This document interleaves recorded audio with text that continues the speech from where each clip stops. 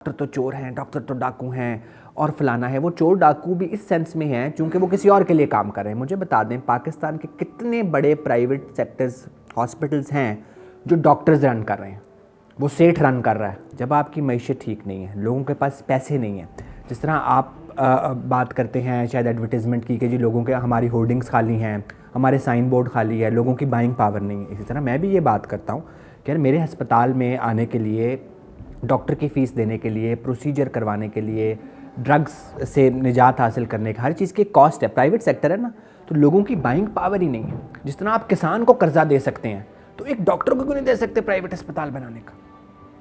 तो ये अगर कुछ चीज़ें लोगों को समझ आ जाएं तो शायद हम 2024 में हेल्थ इंडस्ट्री जो है वो फ्लरिश कर सकें।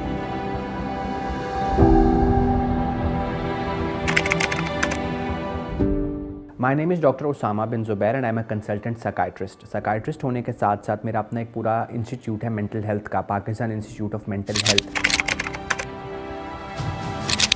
मैं यूजुअली एक शेर कहा करता हूँ, इमदाद आकाश का शेर है कि जग दर्शन का मेला है और इसमें रहने की खातिर सीधी सादी फितरत को बाजारी करना पड़ता है। चूँकि हम कारोबार टीवी पे बैठे हैं तो I will start with this. अच्छा, जो आपने हेल्थ केयर इंडस्ट्री की बात की, सबसे पहले तो हमें ये समझना पड़ेगा कि आपके मुल्क में हेल्थ केयर सिस्टम या जो हेल्थ प्रोविज़न है वो एक इंडस्ट्री के तौर पे एक्सेप्टेड भी है या नहीं। सबसे पहले तो ये, इस पे हम बाद में भी बात करते हैं। दूसरा जो आपने सवाल किया, सारी चीज़ें लिंक्ड होती हैं, दे आर इंटरकनेक्टेड। जब आपकी मईशत ठीक नहीं है, लोगों के पास पैसे नहीं हैं, जिस तरह आप बात करते हैं शायद एडवर्टीज़मेंट की कि जी लोगों के हमारी होर्डिंग्स खाली हैं, हमारे साइन बोर्ड खाली है, लोगों की बाइंग पावर नहीं है। इसी तरह मैं भी ये बात करता हूँ कि यार मेरे अस्पताल में आने के लिए, डॉक्टर की फ़ीस देने के लिए, प्रोसीजर करवाने के लिए, ड्रग्स से निजात हासिल करने का, हर चीज़ की कॉस्ट है। प्राइवेट सेक्टर है ना, तो लोगों की बाइंग पावर ही नहीं है। अच्छा, एक और मज़े की बात आई टेल कि जो हमारी काफ़ी ज़्यादा हेल्थ केयर इंडस्ट्री है ना, that is now running on overseas. उनके पास पैसे हैं। मेरे पेशेंट्स आते हैं खारियाँ से, वो ओपनली कहते हैं कि डॉक्टर साहब पाकिस्तान गरीब हो रहा है, हम अमीर हो रहे हैं, क्योंकि हमारे यूरो का रेट बढ़ रहा है, हमारे डॉलर जो हमारा भाई मुल्क से बाहर है वो जो हमें पैसे भेज रहे हैं वो तो पहले से डबल हो गए। तो जो हमारी हेल्थ केयर इंडस्ट्री है या हॉस्पिटल्स हैं वो मैक्सिमम ओवरसीज़ और उनके रिश्तेदारों पे चल रहे हैं। उसके अलावा लोगों की बाइंग पावर इतनी नहीं है, वो बीमार रह लेंगे, बहुत मुश्किल है। कि एक तो ओवरऑल हेल्थ सेक्टर को चैलेंजेस हैं जो गवर्नमेंट लेवल पे भी, प्राइवेट लेवल पे भी, कि दुनिया में देयर आर ओनली 2 और 3 countries now which are not polio free. और इवन जो पोलियो का कार्ड बनता था, अगर आपने बाहर ट्रैवल किया हो, पहले it was easy to make, अब वो भी कंप्यूटराइज कर दिया 2 जगहों से। कि दुनिया का इतना सख्त प्रेशर है आप पे एंड मिलियंस ऑफ रुपीज़ की फंडिंग इन्वॉल्व है, WHO की, यूनिसेफ की, कि जी एरेडिकेट करें, नहीं कर पा रहे। सिमिलरली मैं चूँकि मेंटल हेल्थ प्रोफेशनल हूँ, तो जो 2 एपिडेमिक्स मेरे साथ लिंक्ड हैं, उसमें से एक एपिडेमिक जो गिज़र में और एक 2 और जगह पे सुसाइड एपिडेमिक हुई। हमारे पास इतने रिसोर्सेज हैं, कितने साइकाइट्रिस्ट हैं इस मुल्क में, कितने सेंटर्स हैं।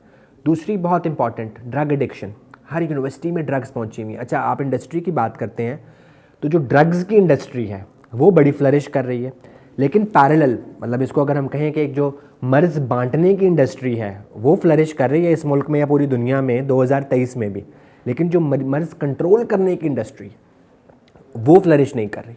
फिर ये जो सेहत सहूलत कार्ड वाला एक सिलसिला आया पिछली गवर्नमेंट में, ये एक इंश्योरेंस बेस्ड सिस्टम था। थोड़ी सी मैं इस पे बात करना चाहता हूँ।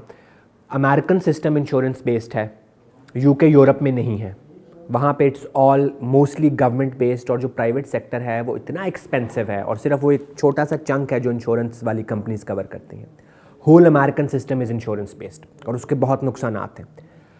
हमारे यहाँ पिछली गवर्नमेंट ने इसको, मैं ये नहीं कहूँगा बगैर सोचे समझे, ज़ाहिर है गवर्नमेंट तो अपनी पूरी वर्किंग करती है, इसको ले आए। इसके बहुत से फ़ायदे भी हुए लेकिन नुकसान भी हुए, ठीक है। और अब वो दोबारा रिवर्स किया गया। तो 2023 सेहत सहूलत कार्ड आने का साल नहीं था, इसकी रोल बैक होने का साल था। तो ये कुछ चीज़ें थीं जो 2023 में।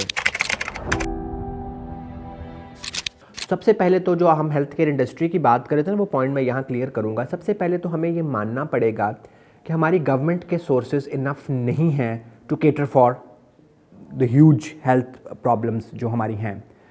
सेकेंडली, जो रिसोर्सेज गवर्नमेंट के हैं, डॉक्टर्स अंडरपेड हैं, ओवरवर्कड हैं, हमें ये मानना पड़ेगा कि वो नहीं।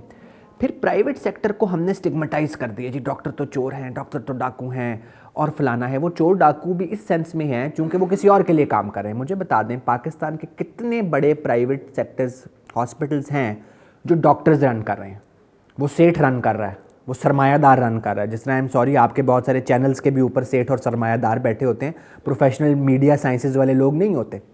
सिमिलरली यहाँ भी ऐसे है। तो सबसे पहला जो मुझे उन्होंने कहा जी आप साइकाइट्रिस्ट हैं, आप अस्पताल बनाएंगे, साइकाइट्रिस्ट कैसे अस्पताल बना सकता है। फिर जी मुल्क की जो इकोनॉमिक कंडीशन है, लोगों की बाइंग पावर नहीं है, आप इतने रेंट देंगे, बिल्स देंगे, कहाँ से पूरा होगा, तो आप बैंकरप्ट हो जाएंगे। तो ये मुझे पहले मैंने कि आई सॉर्टेड कि यहाँ पे जो हेल्थ केयर इंडस्ट्री टैबू बनी हुई है, वो टैबू इसलिए बनी हुई है कि वो नॉन प्रोफेशनल लोगों के हाथ में। सबसे पहले हमें ये मानना पड़ेगा कि ये इंडस्ट्री है और इसको एज ए इंडस्ट्री फ्लरिश करना पड़ेगा लोगों के फ़ायदे के लिए। नंबर 2 सेकंड पॉइंट इज़ कि इसमें प्रोफेशनल लोगों को आना पड़ेगा। जो स्टेक होल्डर्स हैं, जब वो खुद डॉक्टर्स होंगे तो चीज़ें बेहतर हो सकेंगी। फिर थोड़ा सा डॉक्टर्स भी, जो पढ़ा लिखा बंदा होता है ना, थोड़ा बुज़दिल होता है, पैसे खर्चते हुए भी डरता है, कॉन्सिक्वेंसेस से भी डरता है, रिस्क लेने से भी डरता है। तो थोड़ा सा डॉक्टर्स को भी हौसला करना पड़ेगा, रिस्क लेना पड़ेगा, क्योंकि एविडेंस बेस्ड अच्छी प्रैक्टिस डॉक्टर्स ही कर सकते हैं। फिर जब मैंने अस्पताल खोला, जैसे मैंने आपको बताया कि एक ड्रग रिहैबिलिटेशन सेंटर है, लोग बड़े मजबूर होते हैं, लोग पहले ही बहुत ज़्यादा पैसे तो नशा करने में लगा देते हैं, फिर आप उनसे कहेंगे जब उससे डबल इलाज में लगेंगे। लेकिन जब लोगों को पता लगा कि एक एविडेंस बेस्ड सर्विस है, डॉक्टर्स चला रहे हैं, तो लोग आए। टर्नओवर कम था, हमारी ओपीडीज़ हाफ हो गया। मैं एक प्रोसीजर करता हूँ transcranial magnetic stimulation, I am the only one. मुझे इन्फ्लेशन हो रही है, मुझे उसकी कॉस्ट बढ़ानी चाहिए थी कि मेरे अपने खर्चे नहीं पूरे होंगे, बट मुझे उसकी कॉस्ट रिड्यूस करनी पड़ी, क्योंकि कॉस्ट की वजह से बहुत सारे लोग अनट्रीटेड रह रहे थे। अब अगर मैं सरमायादार होता, मैं एक नॉन प्रोफेशनल होता, तो मैं कहता जी इन्फ्लेशन बढ़ रही है, मैं इसकी कॉस्ट बढ़ाऊँ। लेकिन मैंने कहा कि यार अगर इन्फ्लेशन बढ़ रही है, मैं कॉस्ट कम करूँ, लोगों का भी फ़ायदा है और बीमार नहीं होंगे और ज़्यादा लोग आके शायद मेरी कॉस्ट पूरी कर देंगे। तो कुछ फ़ायदा लोगों को भी होगा, कुछ फ़ायदा मुझे भी होगा। तो ये मैंने देखा कि मुझे अपने चार्जेस भी रिड्यूस करने पड़े, और उस रिडक्शन के बावजूद जो एक ह्यूज चंक अफोर्डेबल लोगों का है, वो स्टिल वही है जिनका कोई भाई मुल्क से बाहर। अच्छा, एक तो ये है कि पॉपुलेशन कंट्रोल पे शायद थोड़ा सा काम हो रहा है, कुछ स्ट्रिक्ट पॉलिसीज़ आ रही हैं। जो पहला आपने मुझसे सवाल किया था ना, शायद सबसे बड़ा मसला इस पॉपुलेशन, जितनी ज़्यादा पॉपुलेशन है हमारे पास रिसोर्स है, तो शायद ये कोई अच्छा काम हुआ है। फिर थोड़ा सा हमने प्राइमरी प्रिवेंशन पे काम शुरू किया है कि लोग डायबिटीज़ के कंट्रोल पे काम शुरू कर रहे हैं, थोड़ा सा जीपीज़ को हम ट्रेन कर रहे हैं। तो इस पे बड़ा काम हो रहा है कि जीपीज़ को ट्रेन किया जाए। जो प्राइमरी स्ट्रक्चर है कि किसी के आप गुर्दे फेल ही ना होने दें, गुर्दे फेल हो जाएंगे, डायलिसिस पे 10 गुना खर्चा आएगा, आप उसकी शुगर कंट्रोल कर लें।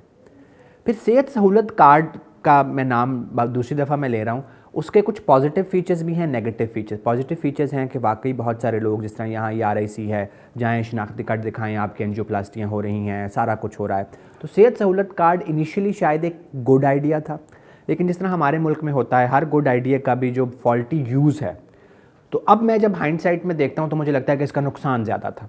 तो शायद अब सेहत सहूलत कार्ड को लिमिट करना और बंद करना भी एक फ़ायदेमंद चीज़ है जो 2023 में गवर्नमेंट कर रही है। ये मेरा ओपिनियन हो सकता है, लोग इसके अगेंस्ट भी सोच सकते हैं। देखिए, मैं तो अक्सर एक जुमला कहा करता हूँ, मैं अपने आंगन में उम्मीदों का पेड़ खुश्क होने नहीं देता। वही उम्मीदों का पेड़ मुझे वेस्ट से यहाँ ले आया कि मैंने यहाँ काम करना है, मैंने बड़े शौक़ से यहाँ आया, फिर हॉस्पिटल बनाया, तो मैं पुरुम्मीद रहता हूँ।